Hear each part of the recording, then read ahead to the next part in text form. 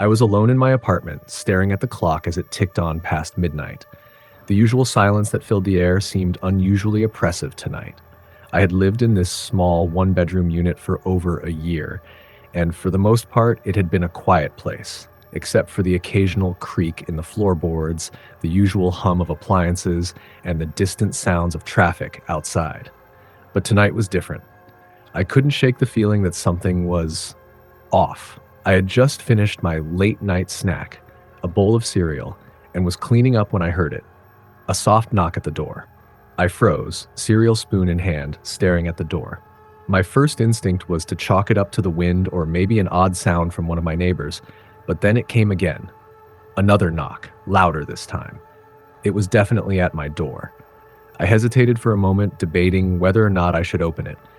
Maybe it was just someone who had the wrong apartment, or maybe it was one of those late-night delivery drivers who had lost their way. I walked cautiously toward the door, my heart pounding in my chest. I looked through the peephole, but there was no one there. Confused, I slowly opened the door, and my eyes scanned the dimly lit hallway. The building was old, so the hallway was always poorly lit, but tonight it seemed even darker than usual. I stepped out cautiously, but the only thing I found was a small envelope on the floor, with no name or address written on it. It was just plain white, folded neatly, and seemed to be waiting for me. A chill ran down my spine as I bent down to pick it up. It didn't make sense. Who would leave an envelope at my door at this hour? I opened it slowly, and inside was a single piece of paper with a message scrawled in jagged handwriting. "You're not alone." My stomach turned.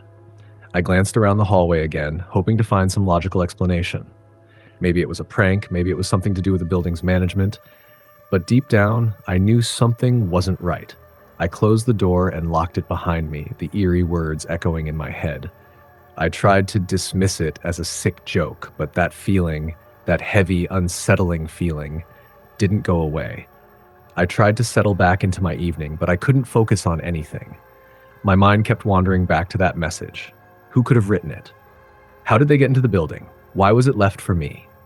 I sat on the couch trying to calm myself down when I heard it again, the soft creaking of the floorboards as though someone was walking around in the apartment.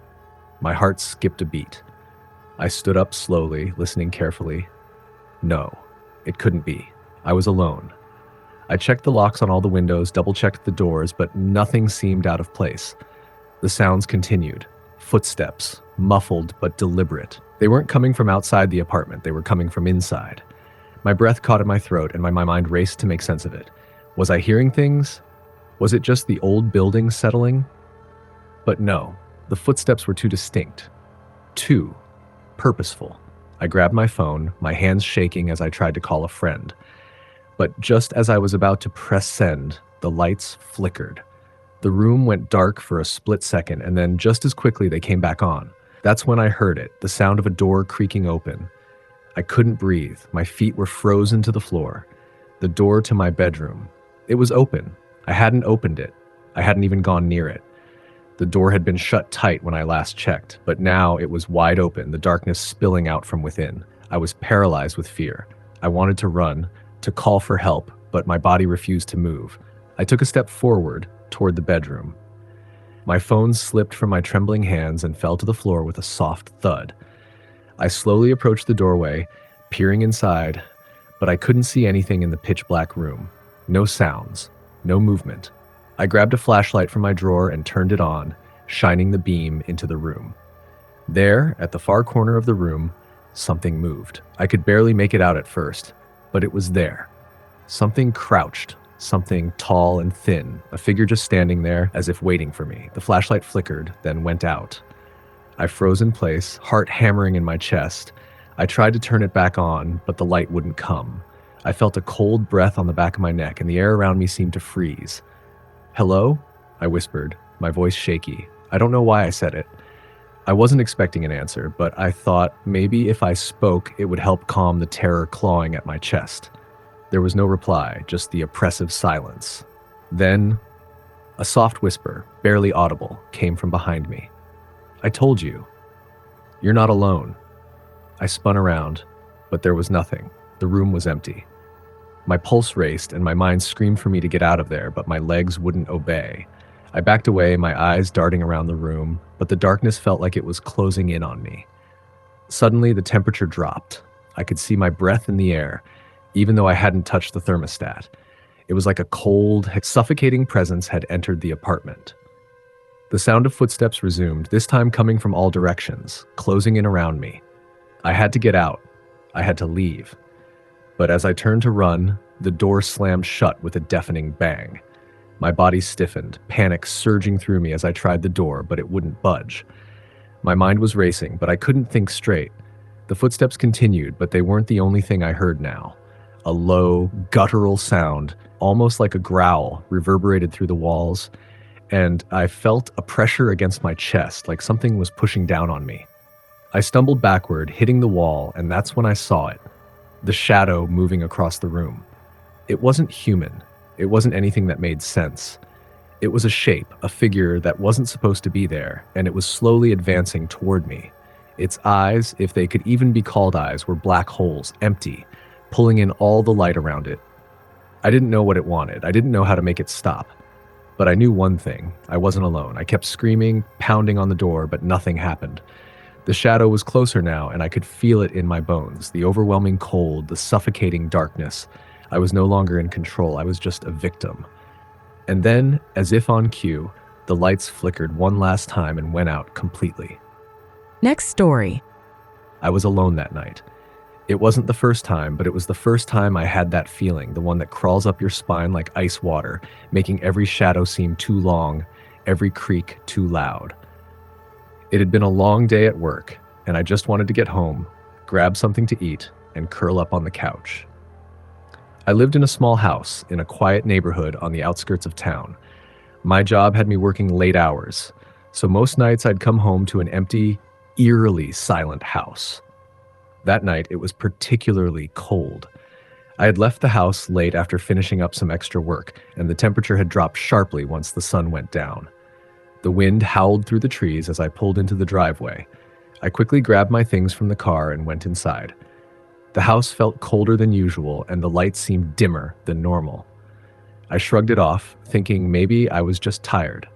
I always seemed to feel more sensitive to the cold when I was exhausted. I tossed my jacket onto the couch and walked to the kitchen, my footsteps echoing through the silent house.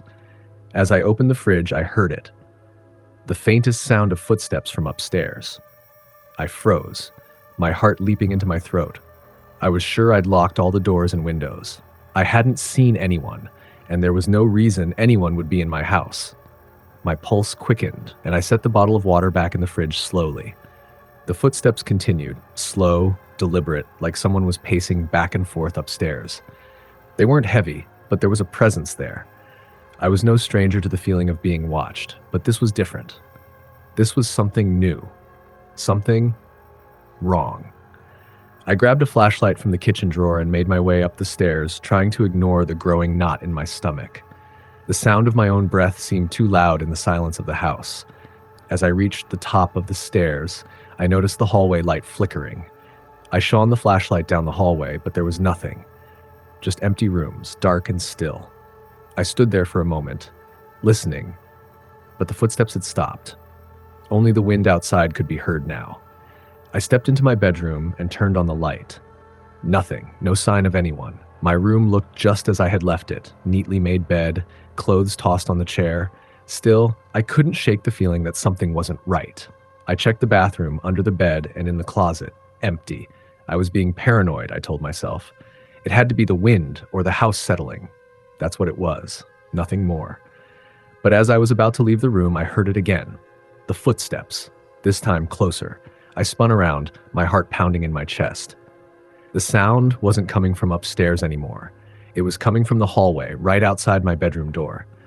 I backed away from the door, pressing my back against the wall. I don't know what made me do it, but I slowly reached for the door handle and cracked the door open just a sliver. I could see the hallway, but there was no one there. Just the dim light flickering in the distance.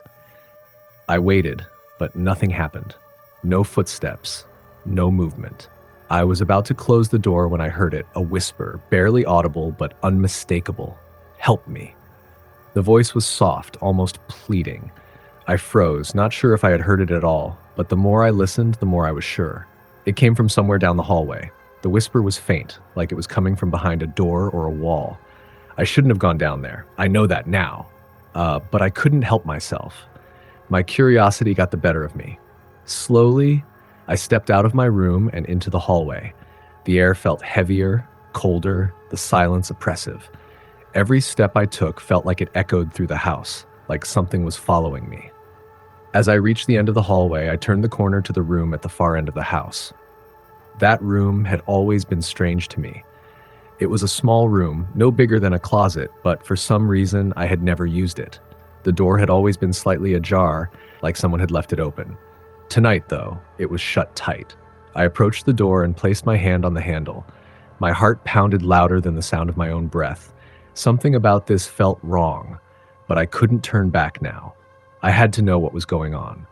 With a deep breath, I turned the knob and pushed the door open. The room was pitch black. I couldn't see a thing. But then I heard it again, soft, muffled, like it was coming from under the floorboards. A soft tapping, almost like nails scratching against wood. I took a step forward, but the floor creaked beneath me, and I froze. The tapping stopped immediately. Everything was silent. Too silent. I shone the flashlight into the room, but I couldn't see anything unusual. The walls were bare, and the floor was empty except for dust and old cobwebs. I was about to turn and leave when I saw it. In the corner, barely visible in the dim light, was a figure. It was small, hunched over, its face hidden in its hands. The figure wasn't moving, but I could sense it.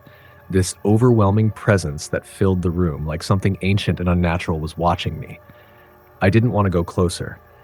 Every instinct told me to run, but my feet were frozen to the floor.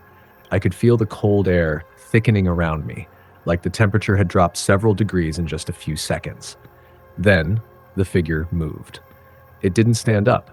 Instead, it crawled toward me on all fours, its head jerking in unnatural angles, its fingers scraped along the floor, and I could hear the sickening sound of its joints popping and cracking as it moved. Its face was still hidden in its hands, but I could feel its eyes on me, cold, dark eyes that seemed to pierce straight through me. The whispering started again. It wasn't a plea anymore. It was a demand. Get out! I backed away slowly, the flashlight shaking in my hand. The figure in the corner didn't stop moving. It kept crawling toward me, each step deliberate, almost calculated.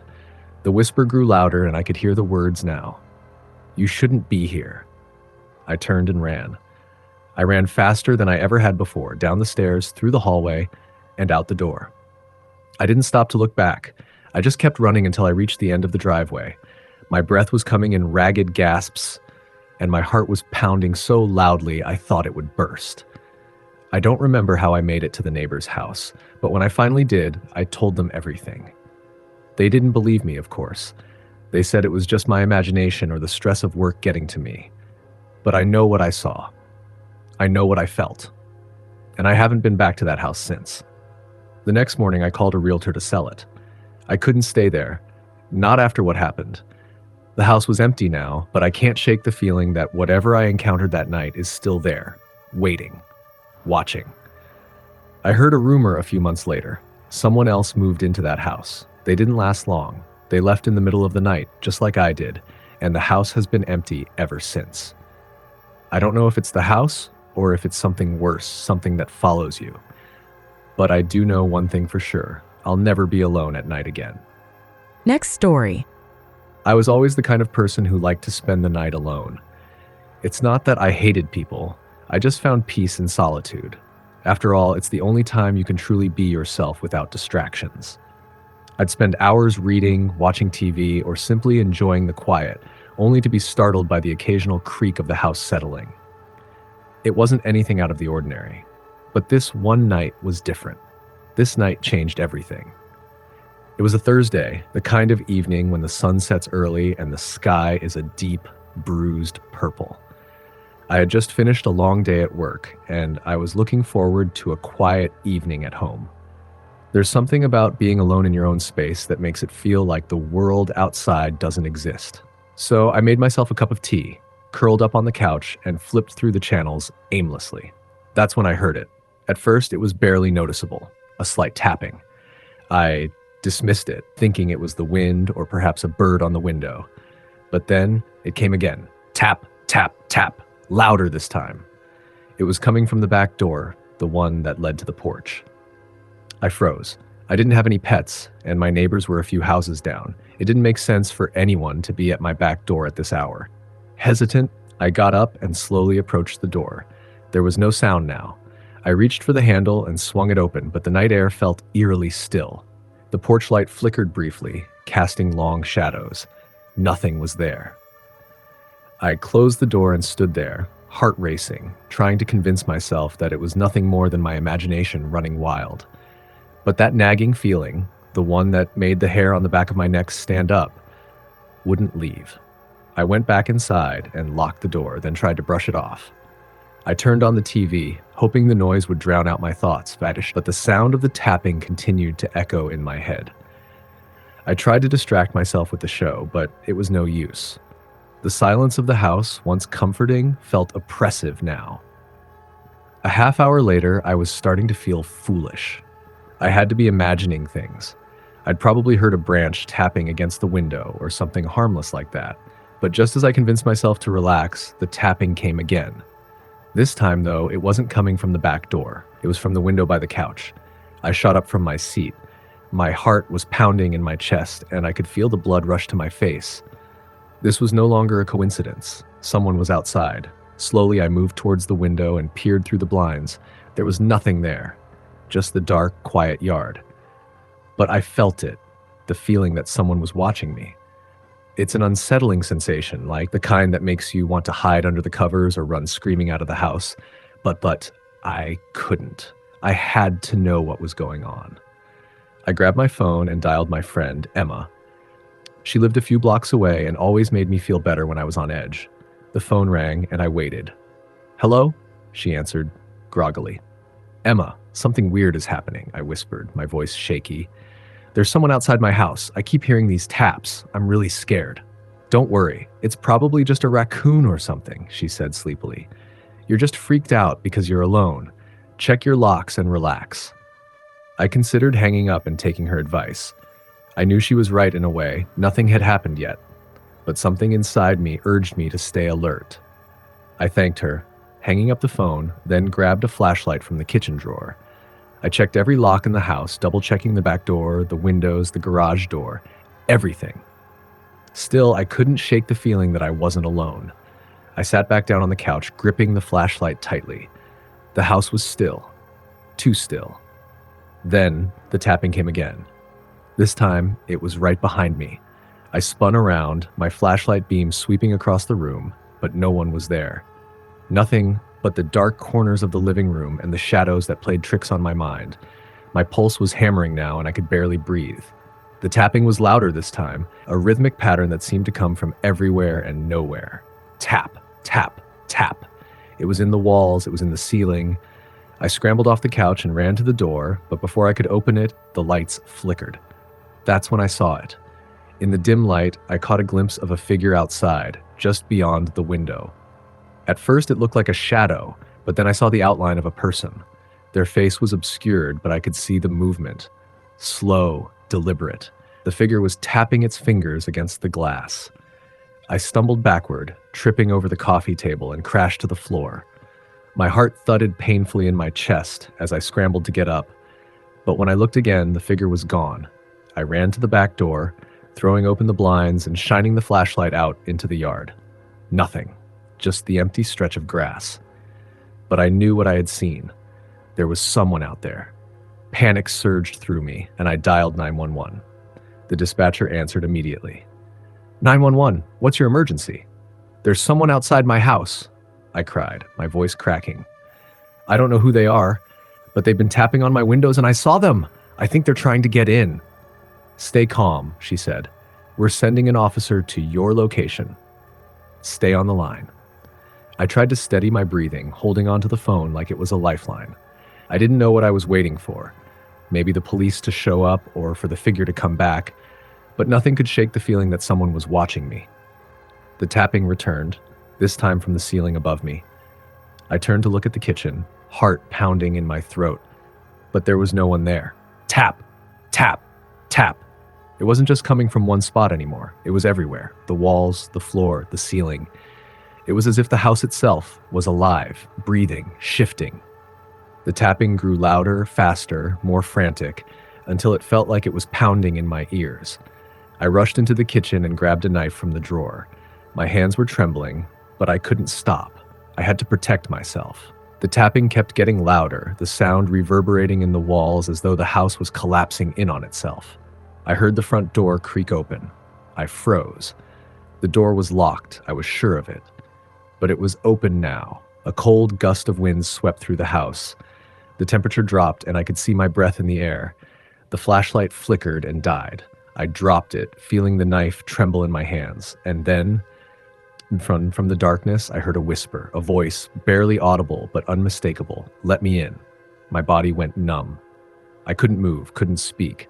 The whisper came again, this time closer. "Let me in." I backed up against the wall, my eyes darting around the room. And that's when I saw it. The figure was standing in the doorway, just outside the living room, half hidden in the dark. I couldn't make out its face, but I saw the long, outstretched fingers tapping on the doorframe, the same rhythm as before. The lights flickered one last time before everything went pitch black. I didn't remember anything after that. The police found me hours later, standing in the middle of the room, holding the knife. The back door was wide open, but there were no footprints outside. There was no sign of anyone having been there. But the taps, they never stopped. Next story. It was a cold, drizzly autumn night when I moved into the old house on the edge of town. I had been looking for a quiet place to settle into after a long and exhausting breakup, and the small two-story house seemed perfect. It was isolated enough to give me the peace I needed, and the rent was unbelievably cheap. The house had been vacant for months, maybe even years. The landlord was a peculiar man who had barely spoken a word when I signed the lease. He simply handed me the keys and told me not to worry about the house's history. His cryptic remark stuck with me, but I shrugged it off. I was looking for a fresh start, not ghosts or haunted memories. When I walked through the door for the first time, the smell of old wood and mildew hit me. The floorboards creaked under my weight, and the house was colder than the outside air. I turned on the lights, but they flickered briefly before they settled. The living room was empty, with only a few pieces of old furniture covered in white sheets. It wasn't luxurious, but it was enough for someone like me. I spent the next few days unpacking and cleaning, trying to make the place feel like home. Every now and then, I'd hear strange noises, scratching sounds, soft thuds, and the occasional creak of the floorboards, but I brushed them off. The house was old, after all. Houses settle, and strange noises are just part of the charm of living in a place with character. But one night, a few weeks after I had settled in, things took a darker turn. It was late, around 2 a.m., when I woke up suddenly. I wasn't sure why. I hadn't heard anything, but I felt a strange pressure in the air, as though something heavy had settled over the house. The room was pitch black, but I could hear the faint sound of something moving downstairs. It wasn't an animal. It was too deliberate. Someone was walking around. I sat up in bed, my heart racing. I didn't know what to do. I had just moved in, and there was no one I could call. The previous tenants had left without a trace, and the landlord had told me nothing about the house's history. I grabbed my phone, trying to gather the courage to call the police, but then the footsteps stopped. Silence. I sat there for what felt like hours, waiting for any sign that I wasn't imagining things. But nothing came. After a while, I decided to get up and check it out.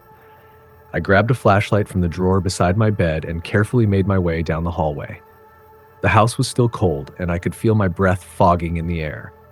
When I reached the top of the stairs, I froze. At the bottom of the stairs, in the dim light of the hallway, I saw something. A shadow, just standing there, unmoving. It was tall, with a slender build, and its shape seemed to flicker in and out of existence. I couldn't see its face, but I knew deep down that it wasn't human. I stepped back, my heart thumping in my chest. The flashlight slipped from my hand and clattered to the floor, breaking the silence. The figure moved, its movements jerky, unnatural. It didn't walk. No, it slid, its feet barely touching the floor. Slowly, it turned toward me, its head tilting at an impossible angle, as if it had been waiting for me to notice it. My instincts screamed at me to run, but I couldn't move. My body was frozen in place, unable to tear my eyes away from the thing. It took one slow step toward me, then another, until it was standing directly at the bottom of the stairs, just out of reach. "Leave," it whispered. Its voice was dry and rasping, like something long dead, and the words seemed to echo inside my skull. "Leave before it's too late." I backed up, stumbling over my feet as I tried to retreat, but the figure didn't move. It stayed there, watching me with hollow, unblinking eyes. My breath came in ragged gasps, and the panic rose within me like a tidal wave. I didn't know what it was, but I knew it wasn't going to let me go. I ran back to my room and slammed the door shut behind me, locking it. My hands were shaking, and my mind was racing. I couldn't explain what had just happened. I tried to reason with myself, to think logically. I must have been dreaming, right? It was just my imagination. But the whisper echoed in my mind, "Leave before it's too late." I didn't sleep that night. I couldn't.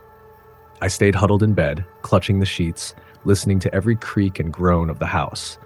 I wasn't sure what time it was when I finally fell into a restless sleep, but I woke up the next morning feeling like I hadn't slept at all. For the next few days, I tried to push the incident out of my mind. I told myself it was just stress, that I was overtired and had hallucinated the whole thing. But the more I tried to ignore it, the more things started to happen. The footsteps became a regular occurrence, soft, shuffling steps that echoed through the house at night. The shadow would appear, flickering in and out of sight at the bottom of the stairs, and every time it would whisper, "Leave." I couldn't take it anymore. I had to know what was happening. So I did what I should have done from the start. I went to the library to dig into the house's history. It didn't take long to find out that the house had a dark past. It had once been the home of a family, a husband, wife, and their young daughter. According to the local records, the family had disappeared without a trace over 40 years ago. The authorities had never found any sign of foul play. The house had remained empty for years, with no one willing to move in. Rumors circulated that the house was haunted, that the family's spirit still lingered there, waiting for something. But the most chilling part of the story was this. The family had left behind a journal, written by the father. It spoke of a dark entity that had taken hold of the house, an ancient being that fed on fear and sorrow. The more I read, the more I realized that the shadow I had seen wasn't a ghost. It wasn't a spirit. It was something far worse. That night I packed my things. I wasn't going to wait for whatever was lurking in the house to make its next move. I didn't care about the rent or the landlord or the history of the place.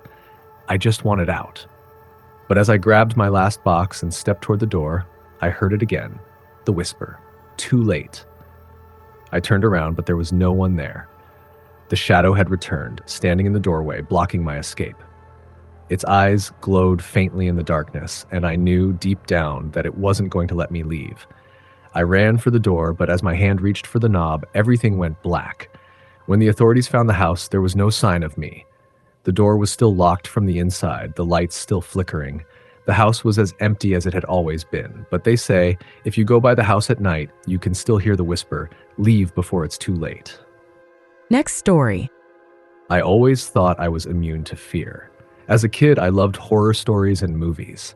The scarier, the better. I'd sit in front of the TV, eyes glued to the screen, eagerly waiting for the jump scares and eerie soundtracks. Even as an adult, I never believed in things like ghosts, demons, or anything supernatural. To me, it was all just fiction. That belief stayed with me until the night I moved into the old farmhouse on the outskirts of town. It was a dream come true. A place of my own, away from the bustle of city life. The house was charming in its own way, with ivy climbing the walls and a creaky porch that whispered when the wind blew. The previous owners had lived there for decades, and the place had been well maintained, but after their passing, it had stood empty for several years. When I walked through the front door for the first time, I could feel the weight of history in the walls. The floors groaned under my feet, the old wooden beams creaked, and everything smelled of dust and age. Still, it was mine now, and I couldn't wait to start making it my home. I loved everything about it, even the quirks. The first few weeks were quiet. I spent my days unpacking, fixing little things here and there, and exploring the sprawling land. There were so many rooms, so many corners, and even a barn out back that looked like it hadn't been touched in years. But as the days wore on, I started to feel something. At first, it was subtle, a chill in the air that couldn't be explained, the faintest echo of footsteps when I was sure I was alone. But it wasn't until the third week that things really started to change. I was working late one evening, sitting at the kitchen table with a cup of tea. The sun had set hours ago, and the house was wrapped in darkness except for the dim light above me. I glanced up at the clock, only to notice that the time on the wall seemed to be moving in strange increments. One moment it was 9:15 and the next it was 9:20, but when I checked again it had jumped to 9:30. I chalked it up to my tired eyes, but I couldn't shake the feeling that something was off. The air grew colder and I could see my breath when I exhaled. I stood up, rubbing my arms for warmth, and as I did, the lights above me flickered. The bulbs buzzed for a few seconds before going out completely. I cursed under my breath, reaching for the light switch. But when I flicked it, the lights didn't come back on. Instead, the house was plunged into a thick, unnatural darkness. My heart began to race. I wasn't sure why, but I felt trapped. It was as if the walls were closing in around me, suffocating me with their silence. I grabbed my phone, trying to use the flashlight to navigate through the dark house, but just as I reached the hallway, I heard it. A low whisper, barely audible at first. It came from behind me. "Help!" I spun around, my breath catching in my throat. There was no one there, just the empty, cold hallway. I stood there for a moment, frozen in place, trying to convince myself it was nothing, a trick of the mind. But then I heard it again, clearer this time. "Help!" It was coming from upstairs. Without thinking, I started to walk up the stairs, my footsteps heavy in the stillness. I moved cautiously, each step feeling like a betrayal of my instincts. The old house groaned and shifted as if it were alive, protesting my movement. As I reached the landing at the top of the stairs, I noticed something strange. The door to the guest bedroom, which had been closed earlier, was now wide open. The room inside was dark, but I could see something moving in the shadows. A figure standing just inside the doorway. It was tall, too tall, with a shape that seemed to flicker in and out of focus. Its form was twisted as though it wasn't quite right. I tried to speak, but my voice was caught in my throat. And then the figure spoke. "Help me." Its voice was ragged, almost like it had been dragged through time itself. I could feel its desperation, its pain, creeping through the walls of the house, suffocating me. I couldn't move. My legs were rooted to the floor, my heart hammering in my chest. "Please," it whispered again. "Help me." I felt a cold chill run down my spine. I knew, without a doubt, that whatever it wasn't human. It was something else, something that had been trapped here, waiting for me to find it. I stepped forward, my legs trembling, unable to stop myself. As I entered the room, the air grew thick, heavy with the weight of something ancient. The figure took a step toward me, its face coming into view for the first time. It was a man, or had been, once. His face was gaunt and hollow, his skin stretched tight over his skull. His eyes were empty, like two black voids. He reached out a hand, his fingers curling as if he were trying to grasp at something. "Help me," he rasped, the words barely a whisper. I wanted to scream, to run, to get out of the house and never look back. But my body wouldn't obey. I was frozen in place, caught in his gaze. The air felt thick, suffocating, like the house itself was closing in on me. And then I heard it. The unmistakable sound of footsteps behind me. I whipped around, my heart pounding in my chest. There, standing in the doorway, was another figure. This one was a woman. Her hair long and disheveled, her face pale and bruised. She too had hollow eyes, her mouth frozen in an eternal scream. She reached out, her fingers scraping at the air as she took a step toward me. "Help me," she whispered, her voice a tortured wail. I turned back to the man, but he was gone, vanished into the shadows. Panic surged through me. I backed up toward the door, but as I did, more figures appeared.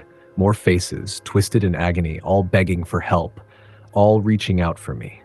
"Please," they begged, their voices a cacophony of desperation. I couldn't take it anymore. I ran from the room, tripping over my own feet as I stumbled down the stairs. I bolted out the door and into the night, gasping for air, my heart pounding in my chest. I don't know how long I ran, but I didn't stop until I reached the edge of town. I didn't look back. The house Those figures, they haunted me, their voices echoing in my head. The next morning, I returned to the house with a friend, but when we got there, it was different. The door was locked and there was no sign of the figures, no evidence of what had happened the night before. The house was empty. The rooms were silent, but I know what I saw, and I know they're still there, waiting. Next story. It was a quiet, ordinary Friday night, and I was alone in my apartment. I lived in a small, second-floor unit in an old building in the middle of the city. The walls were thin, and the floors creaked with every step. Most of the time, the apartment felt comfortable, even cozy. But tonight, something was different. The evening had started like any other. I'd come home from work, made dinner, and settled into my routine, reading a book while sipping on a glass of wine. But around 10 p.m., I noticed something strange. The usual sounds of the city, the hum of traffic, the occasional honk of a car horn, had gone eerily silent. No sirens, no voices, just an unsettling quiet that hung in the air like a heavy curtain. I brushed it off as nothing, thinking that maybe it was just a quiet night, but the longer I sat there, the more uneasy I felt. Every now and then, I'd hear a soft thud from the apartment above mine, but when I looked up, I saw nothing. It wasn't the building settling. This was something different, something more deliberate. I tried to ignore it, but then came the tapping. At first, it was faint, almost like a distant knock on a door. I assumed it was someone upstairs, maybe a neighbor with a hammer or some tools. But then it grew louder and more rhythmic, almost like someone was tapping on my ceiling, or worse, on the walls surrounding me. Tap, tap, tap. I stood up from the couch, the hair on the back of my neck prickling. My first thought was that it was the pipes or the building's structure shifting, but the timing, the consistency of it, made me uneasy. I turned off the lights, hoping the darkness would help calm my nerves, but it only seemed to intensify the noise. I walked cautiously into the hallway, listening closely, my breath shallow. The taps were coming from directly above, but when I looked up, I saw nothing unusual. I tried to convince myself that it was all in my head, but the longer I listened, the more real it seemed. The tapping stopped for a moment, but it was replaced by a faint scraping sound, like something sharp was dragging against the floor, moving slowly and deliberately. It was then that I heard it, clear as day. Help. A whisper. It came from above, from the ceiling, from the attic. My heart stopped in my chest. I couldn't breathe. I didn't know what to think, what to do. The words felt like a weight pressing on my mind, an urgent call for something I didn't understand. I froze, trying to make sense of it. Was it a prank? Maybe someone in the building was messing with me, playing a cruel joke. But as I stood there in the silence, the thought of calling the police seemed ridiculous. No one would believe me. I had to figure it out on my own. I grabbed a flashlight from a drawer in the kitchen and crept back toward the hallway. The scraping noise was growing louder, almost as if whatever it was had moved closer to me. I held my breath and moved cautiously towards the attic door at the far end of the hall. It was an old, heavy door, one that I rarely used, but tonight, it seemed like the only place that made sense. With shaking hands, I turned the doorknob and opened the door, shining the flashlight up into the dark space above. The staircase leading to the attic was steep and narrow, barely wide enough to fit my shoulders. I could feel the cold air coming from the top, a musty, stale scent that filled the room. I slowly ascended, the creaking of the stairs the only sound that seemed to break the oppressive silence. My heart raced, each step feeling heavier than the last, as if something was pulling me forward. When I reached the top of the stairs, I swept the flashlight across the room, but all I saw was dust and cobwebs. The attic was empty, save for a few old boxes and an old, forgotten lamp in the corner. But then I saw it, a shape in the corner of the room, a shadow, crouched low, barely visible in the faint beam of light. I couldn't make out the details, but there was no mistaking the presence. Something, or someone, was there. I called out, my voice trembling, "Who's there?" There was no answer, but the shadow shifted as though it had heard me. I stepped forward, and the shape moved again, this time rising to its feet. I could hear it now, the faint sound of breathing, shallow and ragged. The air seemed to grow colder, heavier. The flashlight flickered, and for just a moment I saw its face, or what was left of it. The figure was gaunt, skeletal even, with hollow, empty eyes that stared right through me. Its mouth was twisted in an unnatural grin, as though it had been waiting for me, expecting me. "Help me," it whispered again, its voice rasping and faint. "Help me." I backed away slowly, my heart hammering in my chest. "What do you want?" I whispered, though I knew I shouldn't have spoken at all.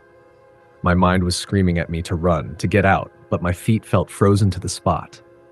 The figure took a step forward, and with each movement it seemed to grow taller, more imposing, until I could see every detail. The decayed skin, the blackened teeth, the outstretched, gnarled fingers. "Help me," it repeated, louder now, its voice rising in pitch. The sound of its voice scraped against my eardrums like nails on a chalkboard. I turned to run, but as I did, the flashlight fell from my hand and rolled across the floor. The room plunged into darkness, and I could hear the sound of footsteps behind me, slow, deliberate, dragging across the wooden floor. I didn't look back. I couldn't. I bolted down the stairs, nearly tripping on my way down, and stumbled into the hallway. The door slammed shut behind me with a deafening thud, and I threw myself against the wall, gasping for air. The pounding in my chest was so loud that it drowned out every other sound. I dared not move for a few moments, too terrified to even breathe. But when I finally worked up the courage to peek into the hallway, I saw that the attic door was shut. The scraping sound had stopped. I didn't sleep that night. The next morning, I went up to the attic again, determined to find out what had happened. But when I opened the door, it was empty. No sign of the figure, no sign of anything out of the ordinary, just dust. But ever since that night, things have been different.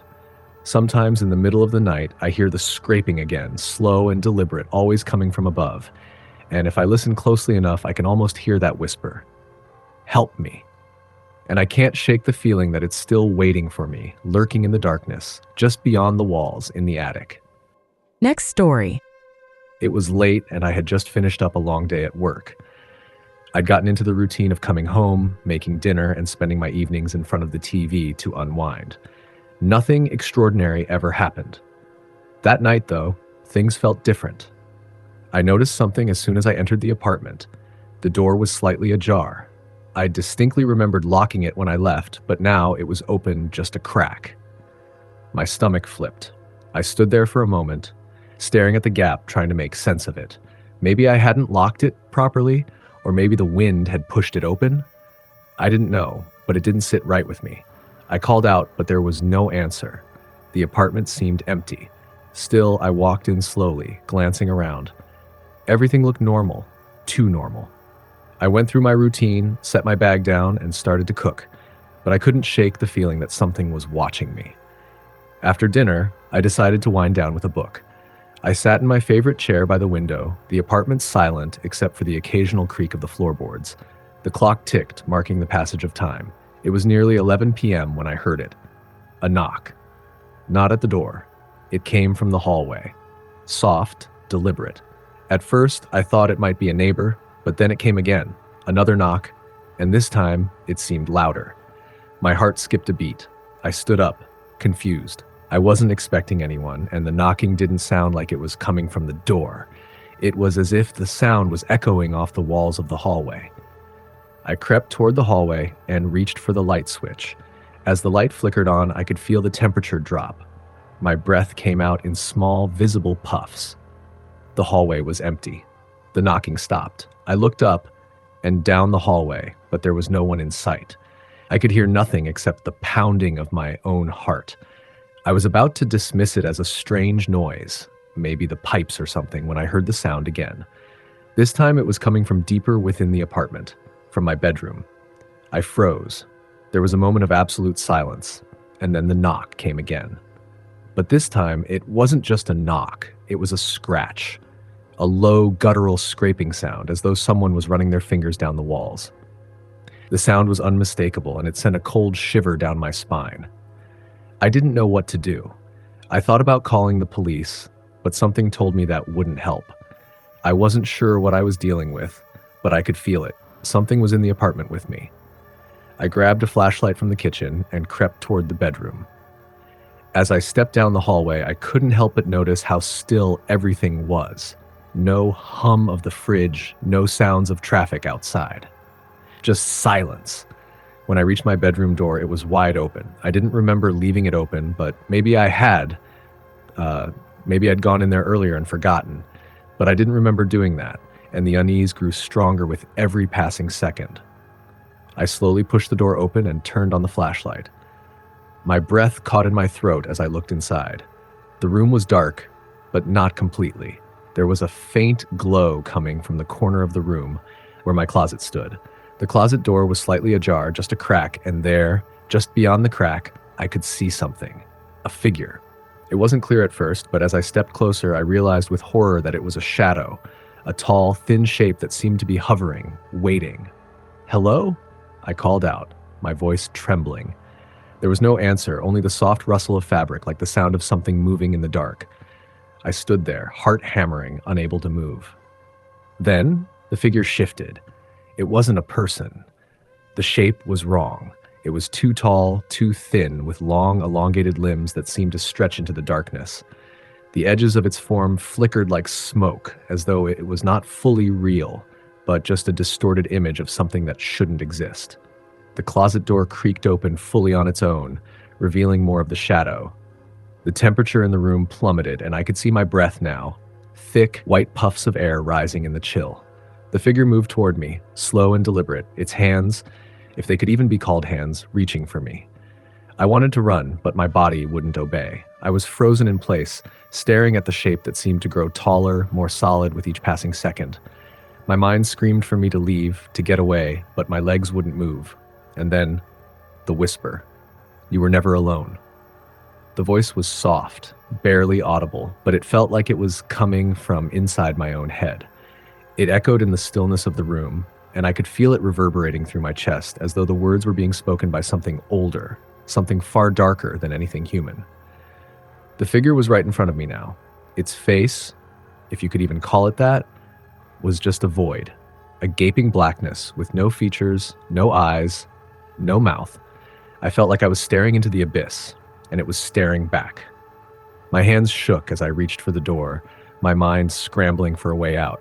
But then, just as quickly as it had appeared, the figure stopped moving. The air around me grew heavier, and I realized with a sinking feeling that it wasn't going to attack. It didn't need to. It was simply there, watching. I stumbled back, desperate to escape.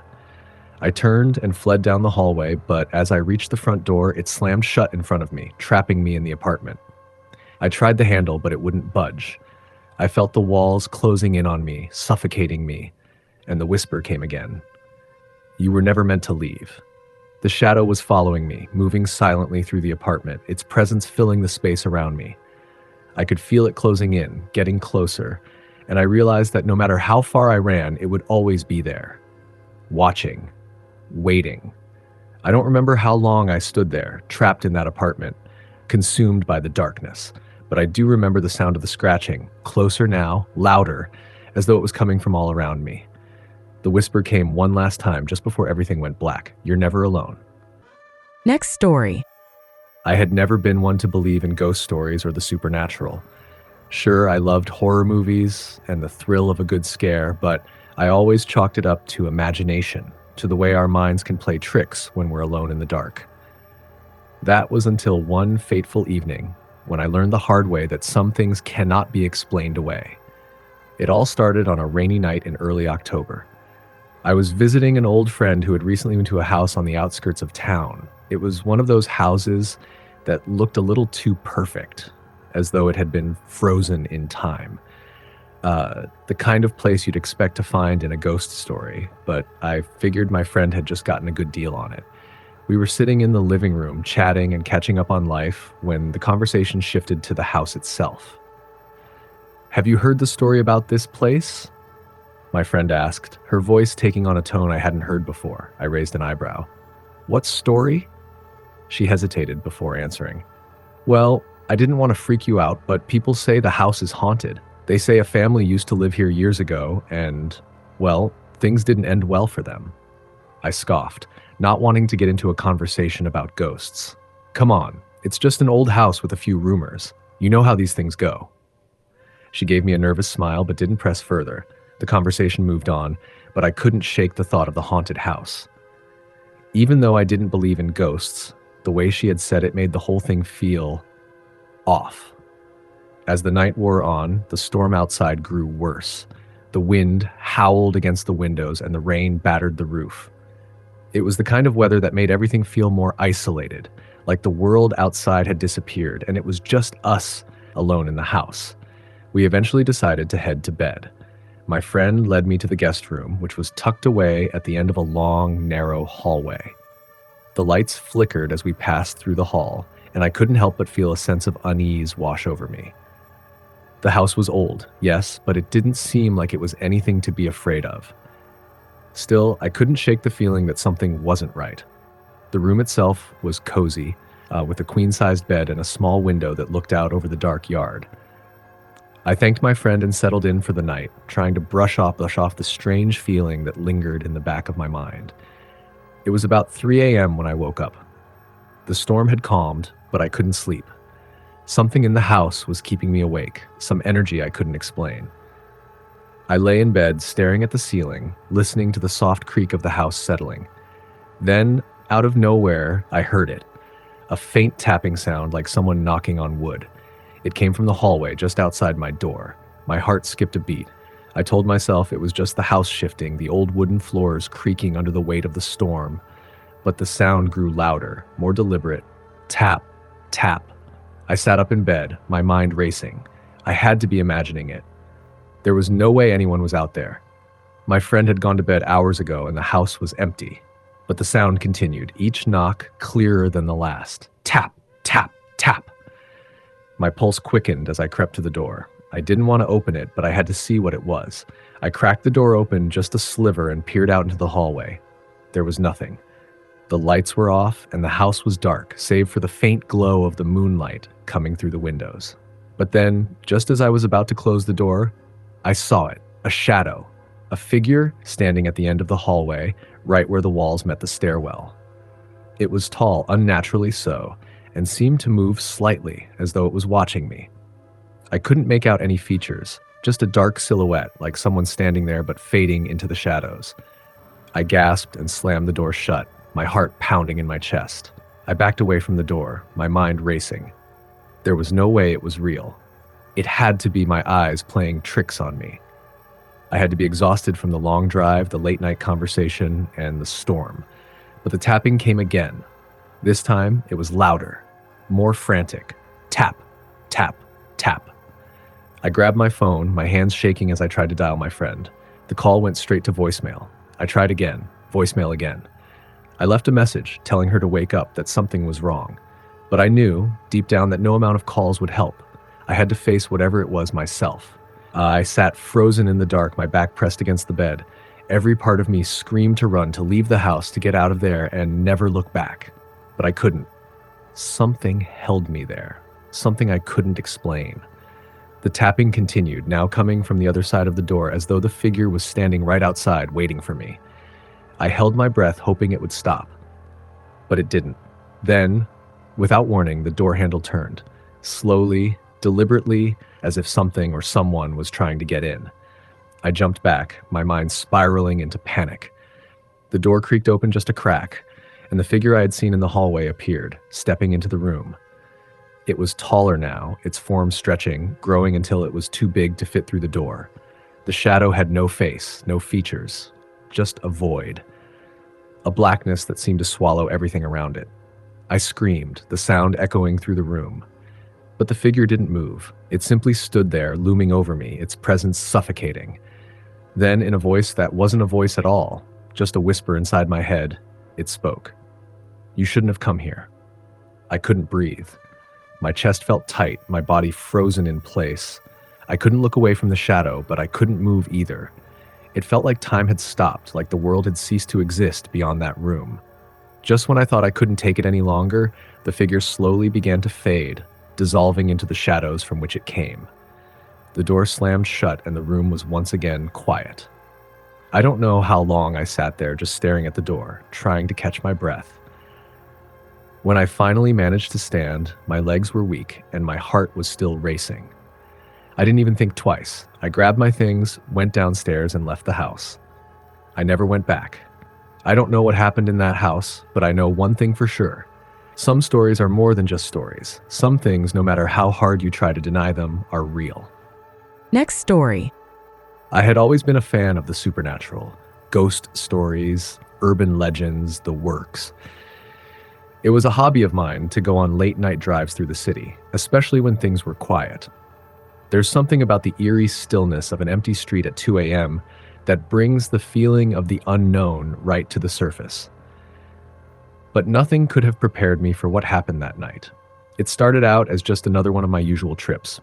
I had my coffee in hand, the car radio playing softly in the background, and my mind drifting through thoughts that didn't make much sense.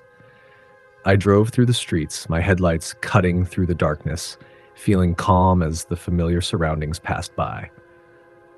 Then I took a turn I had never taken before. It was a quiet road that didn't look like it led anywhere. Just a dead end, or so I thought. Something about it intrigued me, though. Something about the road felt different. I wasn't sure why I was so drawn to it, but before I knew it, I had driven a few miles down that darkened stretch. I glanced at the clock, almost 3 a.m. My eyes caught something strange ahead, a figure. At first, I thought it was a person walking along the side of the road. I slowed down, squinting in the dim light. As I got closer, I saw that it wasn't a person, but something off. The figure was standing still, facing the woods, almost motionless. It was tall, unnaturally thin, and wore a dark coat that seemed out of place in the middle of the night. Its head was slightly tilted, like it was listening to something, or perhaps waiting for something. It was like it didn't belong there, like it was an anomaly. I should have turned around. I should have sped off, but curiosity got the better of me. My foot hovered above the brake, and I came to a slow stop beside it. I rolled down the window, trying to get a better look. "Are you okay?" I asked. My voice sounded too loud in the quiet of the night. There was no response, not at first, but then very slowly the figure turned its head toward me. I froze. Its face, it wasn't a face. It was an empty, hollow space, as if the person had no features at all. Just a void. I couldn't make sense of it. The longer I stared, the more the feeling of dread crept in, and then it spoke. "It's not safe here," it said in a voice that sounded like the rustling of dry leaves.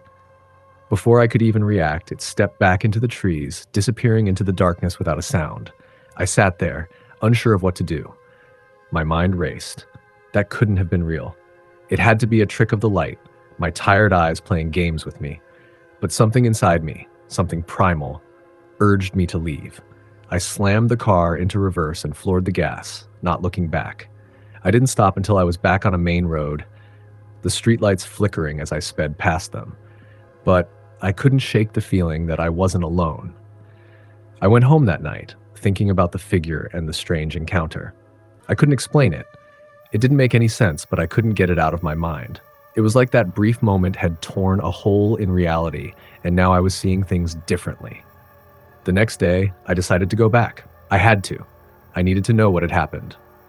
I told myself it was just my imagination, a trick of the mind from being up too late. Maybe I'd get a better look this time. Maybe I'd see the person again and realize it was just a prank or a shadow. But when I drove down that same road again, I couldn't find the place where I had seen the figure. The trees looked the same. The path seemed unchanged. But I couldn't find the spot where the figure had been standing.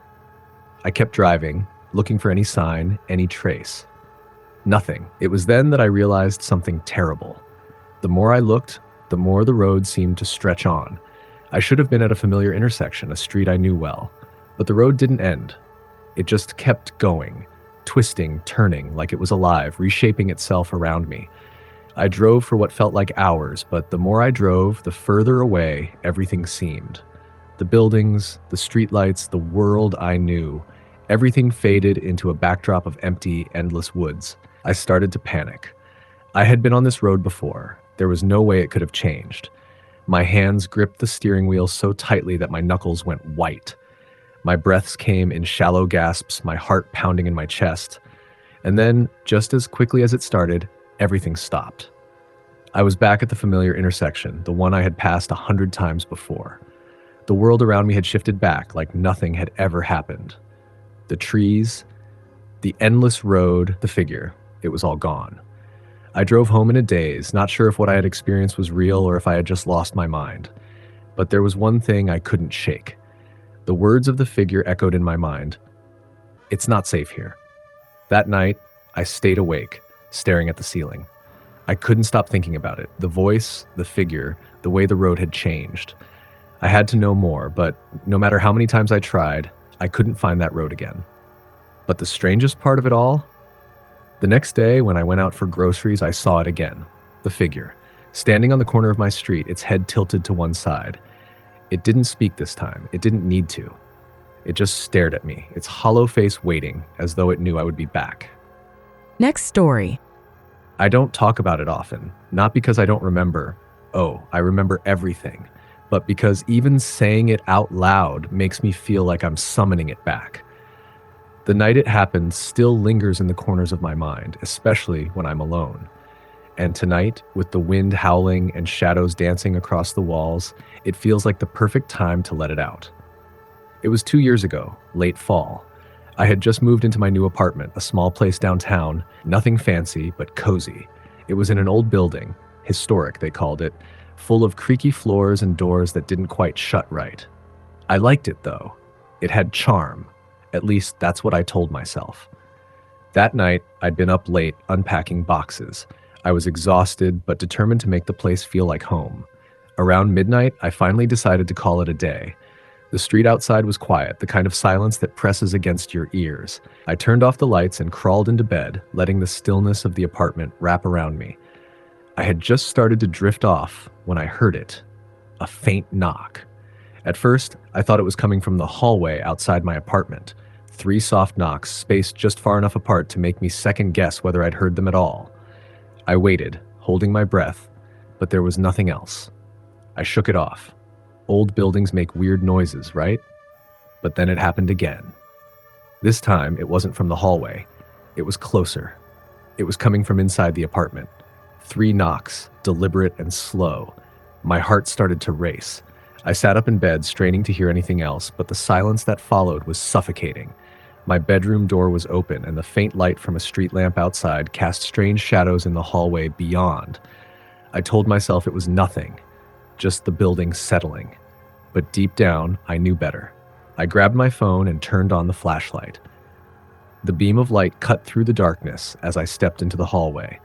Everything looked the same, the boxes stacked against the walls, the coat I'd thrown over the chair in the corner. Nothing seemed out of place. And then I heard it again. 3 knocks, this time louder. They were coming from the closet at the end of the hallway. My blood turned cold. I stood there, frozen, staring at the closet door. It was slightly ajar, the way I'd left it earlier when I'd hung up a few jackets. The air around me felt heavier, like the atmosphere had shifted. I could hear my heartbeat pounding in my ears. "Hello?" I called out, my voice shaky and barely above a whisper. No response. Of course, there was no response. I don't know what possessed me to do it, but I moved toward the closet. My hands were trembling as I reached for the door handle. I told myself it was nothing, that I was just imagining things. But as I pulled the door open, my phone flashlight flickered, casting jagged shadows across the walls. The closet was empty, completely empty. Relief washed over me for a moment, but then I noticed something. The jackets I'd hung up were pushed to one side, as if someone or something had been standing in there, waiting. And on the wooden floor of the closet, faint but unmistakable, were 3 scratches. They weren't deep, but they were fresh, and they hadn't been there earlier. I backed away, my pulse racing. I wanted to run, to grab my keys and get out of there, but something kept me rooted to the spot.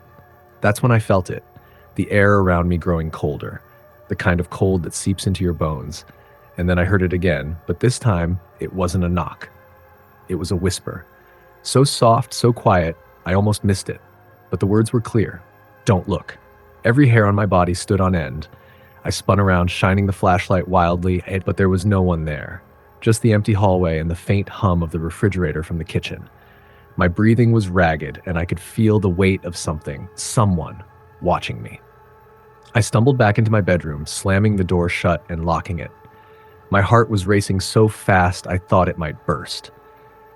I sat on the bed, clutching my phone like it was a lifeline. The silence in the apartment was deafening, and I was too scared to move, too scared to even blink.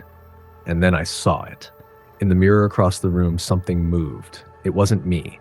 I was frozen in place, but the reflection, it shifted. Just for a second, a shadow passed behind me, something tall and thin, too fast to make out. My breath caught in my throat, and I turned around, but there was nothing there. I don't remember much after that. I must have fallen asleep, or maybe I passed out from fear. When I woke up, it was morning, and the apartment was quiet. The sunlight streaming through the windows made everything feel normal, like the night before had been some kind of horrible dream. But then I saw the closet door. It was wide open, the jackets pushed aside again, and on the floor, next to the 3 scratches, was something new. A single word, carved into the wood. Stay. I didn't stay. I packed a bag and left that day, crashing on a friend's couch for weeks until I could find a new place. I don't know what was in that apartment, and I don't want to know. But sometimes, late at night, I swear I can still hear it. The knocking, the whispering. Maybe it's just my imagination, or maybe it followed me. Next story. It was one of those nights when everything seemed too quiet. So quiet, it almost hurt. I was in my apartment, sitting in my worn-out chair, flipping through some old photographs on my phone. The air conditioning hummed quietly in the background, but even that faint noise didn't seem to comfort me. Suddenly, I heard something. Soft, almost imperceptible. A whisper. I paused, listening intently. The apartment had been completely silent before, and now I felt a strange presence creeping in, something I couldn't explain. Hello? I called out, my voice barely above a whisper. No one answered. I thought maybe it was the wind or my imagination playing tricks, but the feeling didn't fade. It felt off. I stood up cautiously, walking to the front door, peering through the peephole. No one was there. My breath caught as I strained my ears to listen. There it was again, this time louder, clearer, almost like it was coming from inside my apartment. "You're not alone," it said.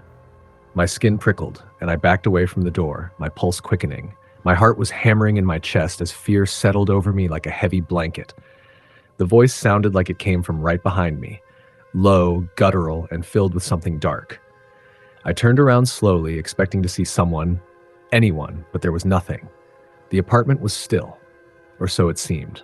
I shook my head, trying to brush off the creeping terror, convincing myself that I was imagining things.